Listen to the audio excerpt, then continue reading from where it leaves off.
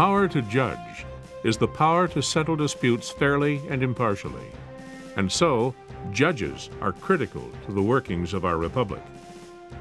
The new Constitution really didn't say all that much about the U.S. Supreme Court, or any other federal court for that matter. The Constitution did clearly say the Supreme Court would be the highest court in the land, but the governing rules for this august body were, and are, few. For example, the Constitution does not mandate any age, residency, or citizen requirements for judges. Did you know that judges don't even have to be lawyers? There's not even a mandate about how many judges should sit on the court at one time.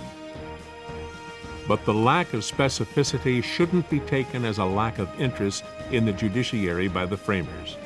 In fact, the authors of the Federalist Papers believed that the Constitution was essential in creating and maintaining an independent judicial branch.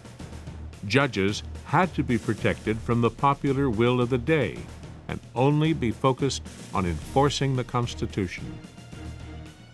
The independent judiciary is protected and maintained in two ways. One, by lifetime appointments, and two, the promise that judges' pay can never be reduced. Alexander Hamilton wrote that if the courts of justice are to be considered as the bulwarks of a limited constitution against legislative encroachments, lifetime tenure is essential for the independent spirit of the judges, which must be essential to the faithful performance of so arduous a duty. An irreducible salary is also vital because a power over a man's subsistence amounts to a power over his will. Hamilton called federal judges the faithful guardians of the rights of the Constitution and of individuals.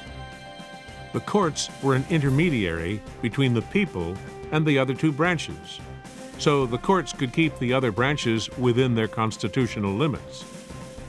Judges were required to void legislative and executive acts contrary to the Constitution, since the interpretation of the laws is the proper and peculiar province of the courts. And he concluded, the federal judiciary controls neither the purse nor the sword. It, quote, has neither force nor will, but merely judgment. This independent judiciary system, initially set up by the founders, remains, in very many respects, the same even today.